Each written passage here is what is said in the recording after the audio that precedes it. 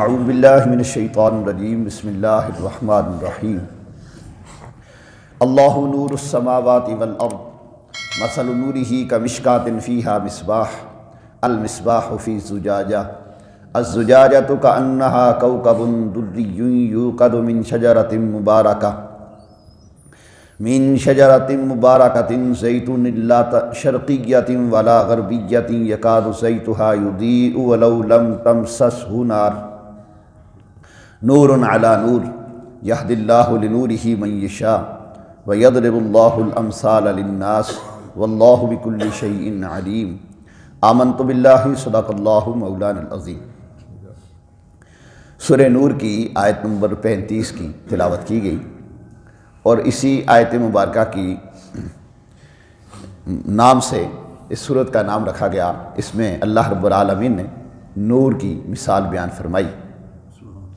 کل کے درس قرآن پاک میں یہ بیان کیا گیا تھا کہ اللہ نے تمہاری طرف اپنی روشن کتاب نازل فرمائی اور اس میں پہلے لوگوں کی مثالیں ہیں اور اس میں نصیحت ہے متقین کے لیے۔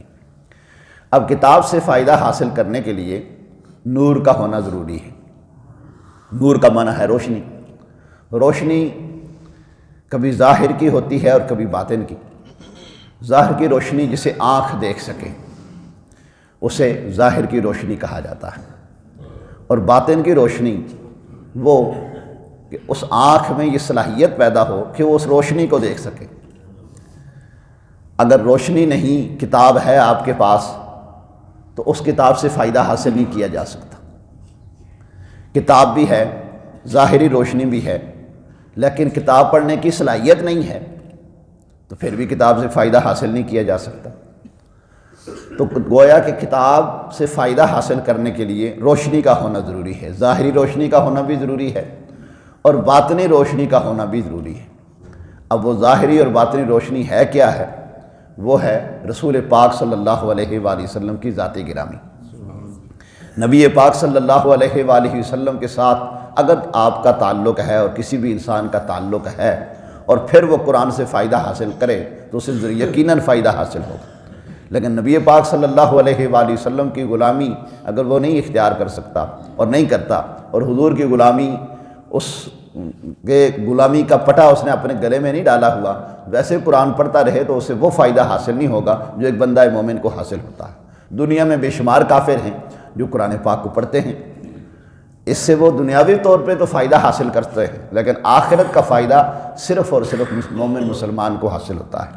اسی طرح دنیا میں بے شمار ایسے نام لیوا مسلمان بھی ہیں جو قرآن پڑھ کے لوگوں کو گمراہ کرتے ہیں۔ اللہ تعالیٰ نے ارشاد فرمایا یضل بہ کثیرا ویہدی بہ کثیرا، کہ اس قرآن کے ذریعے سے کئی لوگ گمراہ ہو جاتے ہیں اور کئی راہ راست پہ آ جاتے ہیں۔ راہ راست پہ وہی آتے ہیں جو قرآن پاک اس طرح پڑھیں، سمجھیں اور سمجھائیں جس طرح نبی پاک صلی اللہ علیہ وآلہ وسلم نے سمجھا اور سمجھایا ہے۔ صحابہ کرام رضوان اللہ تعالیٰ علیہم اجمعین نے اور اولیاء کرام نے، علماء کرام نے اس قرآن کو جیسے سمجھا اور سمجھایا، ویسے اگر کوئی بندہ اس سے فائدہ حاصل کرتا ہے تو تب یہ قرآن اس کے لیے منور ہے اور اسے روشن کرنے والا ہے۔ تو اللہ رب العالمین نے ارشاد فرمایا کہ اللہ زمین و آسمان کو روشن کرنے والا ہے، منور کرنے والا ہے۔ اب اس زمین و آسمان کو اللہ نے منور کیا، روشن کیا، چمکایا، اس میں اللہ نے نور رکھا، سورج کی روشنی صورت میں۔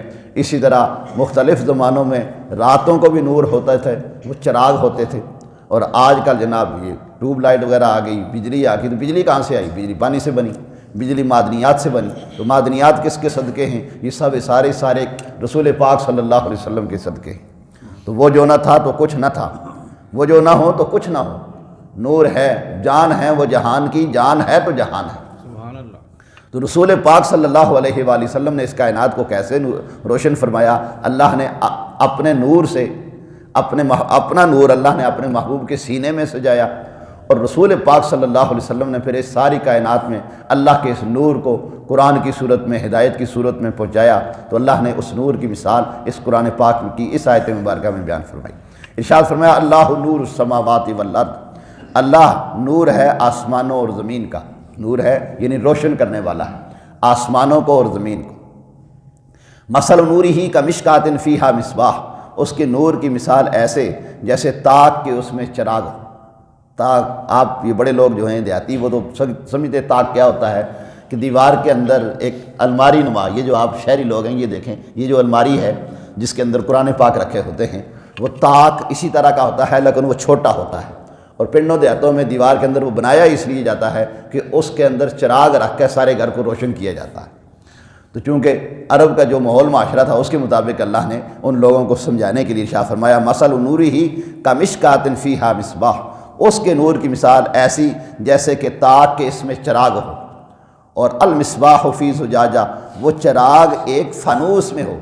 چراغ ویسے رکھا ہو تو جب ہوا چلتی ہے تو وہ بجھنے کا اندیشہ ہوتا ہے، بجھ جاتا ہے، لیکن وہی چراغ جب شیشے کے فانوس میں ہو تو وہ نہیں بجھتا، جس طرح پرانی لالٹینیں ہوتی تھی، پرانے لوگوں نے دیکھی، اب بھی بازار میں بھی نکلے۔ تو اس فانوس کو، اس نور کو اللہ رب العالمین نے اس فانوس کے ساتھ تشبیہ دی۔ نور اللہ کا ہے اور فانوس اس سے مراد نبی پاک صلی اللہ علیہ وسلم کا سینہ مبارک ہے۔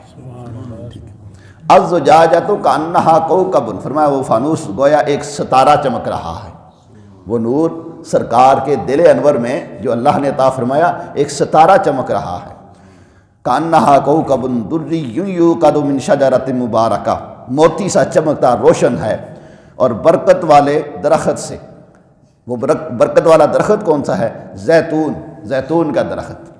یہ سارے درختوں میں سب سے اعلیٰ درخت اور برکت والا ہے، اور یہ وہ درخت ہے جو کوہ طور کے اوپر جہاں موسیٰ کلیم اللہ علیہ السلام نے اللہ سے ہم کلامی کا شرف حاصل کیا تھا، وہاں سے یہ اگنا شروع ہوا، اور اب کائنات میں جگہ جگہ یہ اگتا ہے زیتون کا درخت۔ اور زیتون کے درخت کے میں کمال یہ ہے کہ اس سے تیل بھی بنتا ہے، اور وہ تیل پھر کھانے کے لیے بھی استعمال ہوتا ہے، جسم میں لگانے کے لیے بھی استعمال ہوتا ہے، اور جلانے کے لیے بھی استعمال ہوتا ہے۔